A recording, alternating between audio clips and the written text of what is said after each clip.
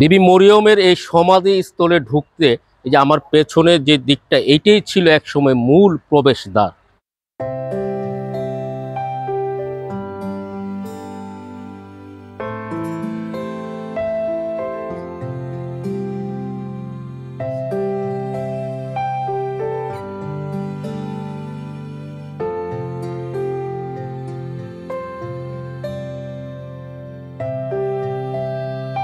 দর্শক, আমরা আছি যেখানে মুঘল সুবেদার শায়েস্তা খাঁর এক কন্যা বিবি মরিয়মের সমাধি আছে। আমরা জানতে পেরেছি যে এই সমাধিকে ঘিরে একটা বিশাল জায়গা ছিল, উঁচু জায়গায় তার আদরের কন্যাকে এখানে সমাধিস্থ করা হয় এবং এই সমাধি স্থল থেকে আমরা জানাবো সেই ইতিহাস। সঙ্গে থাকুন।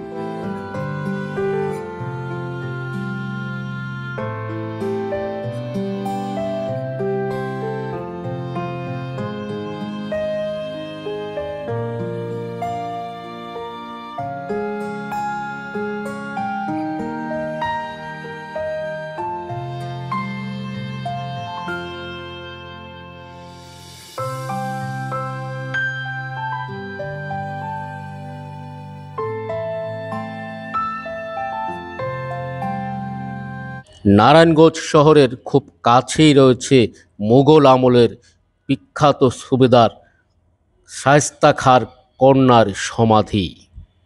তার এক কন্যা পরী বিবির সমাধি রয়েছে ঢাকার লালবাগ কেল্লায়, আর এক কন্যা বিবি মরিয়মের সমাধি রয়েছে নারায়ণগঞ্জ শহরের তল্লা এলাকায়। শায়েস্তা খাঁ বাংলার সুবেদার হিসাবে ইতিহাসে তিনি অনেকটা জায়গা জুড়ে আছেন। তার আমলে টাকায় ৮ মণ চাল পাওয়া যেত, এই ইতিহাস সবারই জানা। ১৬৬৪ থেকে ১৬৭৮ সাল এবং দ্বিতীয়বার ১৬৮০ থেকে ১৬৮৮ সাল পর্যন্ত তিনি ঢাকার সুবেদার ছিলেন। শায়েস্তা খাঁর আরেক পরিচয় হলো বিখ্যাত ঐতিহাসিক আগ্রার তাজমহল, যার নামে হয়েছে, সেই মমতাজ বেগম বা মমতাজ মহলের ভাই ছিলেন তিনি। বিবি মরিয়মের এই সমাধি স্থলে ঢুকতে এই যে আমার পেছনের যে দিকটা এইটাই ছিল একসময় মূল প্রবেশদ্বার, যদিও এখন অন্য দিক দিয়ে প্রবেশ করতে হয়। এখানে দেখতে পাচ্ছেন যে বুঝাই যায় যে এটা একটা প্রবেশদ্বার ছিল।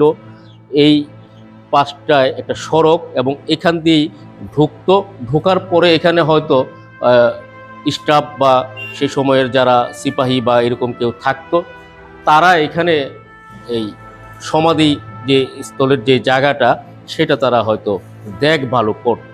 এরপরে সেখান থেকে তার ভিতরে গেলে তার মূল যে সমাধির স্থাপনা সেটা চোখে পড়ে।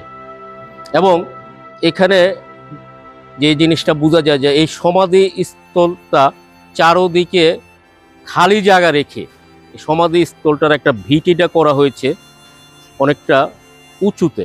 আপনি চারোদিকে যে খালি জায়গা, এটা বোঝা যায় যে অনেক জায়গা, এবং এই জায়গাগুলো ওই সময়েই রাখা হয়েছে। হয়তো এখন সে পরিমাণ জায়গা নাই, চারপাশে কিছু জায়গা নানা কারণে কোনোটা স্থাপনা অন্য স্থাপনা হয়েছে, কোনোটা দখল বেদখল হয়েছে। আর মূল সমাধিটা অনেকটা একটা চৌকির মতো চারপাশে জায়গা রেখে। এবং আমরা যেটা জানতে পেরেছি যে বাংলাদেশের সবচেয়ে দুটি বড় বন্যা ১৯৮৮ এবং ১৯৯৮ সালে যে বন্যায় সারা দেশে পানি উঠেছিল, এই সমাধি প্রাঙ্গণে পানি দেখা যায়নি। তার মানে এই জায়গাটা অনেকটাই উঁচু জায়গা। আমরা এই প্রবেশদ্বারের পর এখান দিয়ে কিন্তু সমাধিস্থলে যাওয়ার মূল পথ, এবং আমরা সমাধিস্থলের দিকে যাচ্ছি।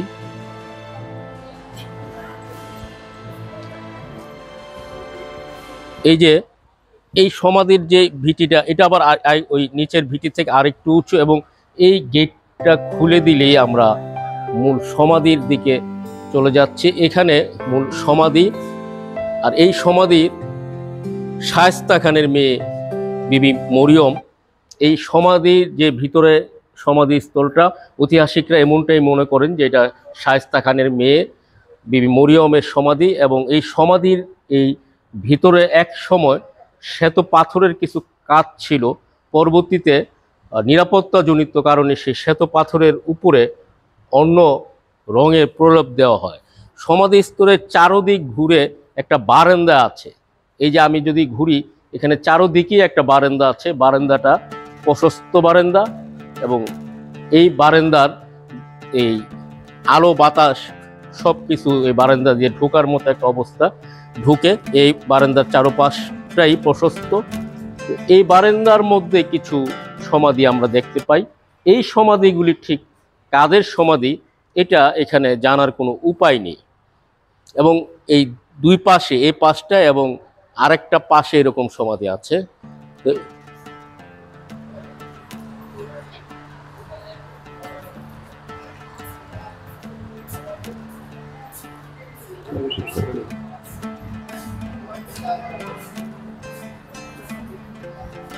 এই যে এই পাশটায়ও যদি দেখেন, এই পাশটায়ও যে এখানে দুটো সমাধি, তারপরে আবার ওইদিকে তাকালে এই বারান্দার শেষ মাথাতে একটি সমাধি, ওই বারান্দার জুড়েই কয়েকটা সমাধি আছে, এখানেও আছে। এগুলার কোনো নাম ফলক আমরা পাইনি। মুন্সিগঞ্জে অবস্থিত ইদ্রাকপুর কিল্লাকে ইতিমধ্যে সংরক্ষণ করা হয়েছে, সৌন্দর্য বর্ধিত করা হয়েছে, সেখানে টিকিটিং ব্যবস্থাও করা হয়েছে। মোট কথা যত্নে তাকে লালন করা হচ্ছে। কিন্তু অতীব দুঃখের বিষয়, আমার পিছনে দেখছেন বিবি মরিয়মের সমাধি। ঠিক আরেকটু এগুলে আপনারা খিজিরপুর দুর্গ নামে পরিচিত কেল্লাটাকে পাবেন। সোনাকান্দা কেল্লা আছে। ইতিহাস ঐতিহ্যের লালনভূমি আমাদের প্রাণের নারায়ণগঞ্জ, কিন্তু রাষ্ট্রীয় ব্যবস্থাপনায় এই পুরাকীর্তিগুলোকে যত্ন নেওয়া হচ্ছে না, সংস্কার করা হচ্ছে না। আমরা এই পুরাকীর্তি সংস্কারের জন্য রাষ্ট্রের কাছে এটা বিনীতভাবে অনুরোধ জানাতে চাই যে এটাকে আবার আগের জায়গায় নিয়ে আসা হোক। সোনারগাঁয়ে, তারপরে আরও অন্যান্য জায়গায় যেভাবে সংস্কার করে এটাকে নতুনত্ব দেওয়া হয়েছে, ঠিক এভাবে যাতে এই বিবি মরিয়মের সমাধিটা এবং আমাদের পাশে কেল্লা আছে, হাজীগঞ্জ কেল্লা, এগুলিকে একটু সংস্কার করার জন্য রাষ্ট্রকে বিনীতভাবে অনুরোধ করছি। ঐতিহাসিকদের মতে এই বিবি মরিয়ম তিনি হলেন শায়েস্তা খাঁর এক কন্যা। শায়েস্তা খাঁর আরেক কন্যা যাকে পরিবিবি হিসেবে চিনেন, তার নাম ছিল ইরান দগ্ধ, এবং এই বিবি মরিয়ম তিনি হলেন তুরান দগ্ধ, অর্থাৎ ইরান দগ্ধের বোন তুরান দগ্ধ হিসেবেই ঐতিহাসিকরা চিহ্নিত করেছেন। এবং শায়েস্তা খাঁর এই বংশ, তারা কিন্তু অতীতে ইরান থেকে, তখনকার পারস্য বলা হতো, ইরান থেকে এখানে এসেছেন। তুরান দগ্ধ বা বিবি মরিয়মের এই সমাধিটি সুউচ্চ প্রাচীর দিয়ে ঘেরা।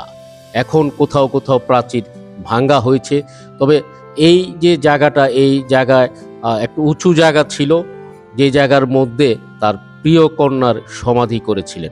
অনেকে প্রশ্ন করতে পারেন যে শায়েস্তা খাঁর কন্যা একজন নারায়ণগঞ্জে, একজন ঢাকাতে কেন সমাধিস্থ করা হলো? ধারণা করা হয় যে ওই সময়ে কোনো অসুখ বিসুখে আক্রান্ত হয়ে হয়তো বিবি মরিয়ম মারা গিয়েছিলেন নারায়ণগঞ্জে।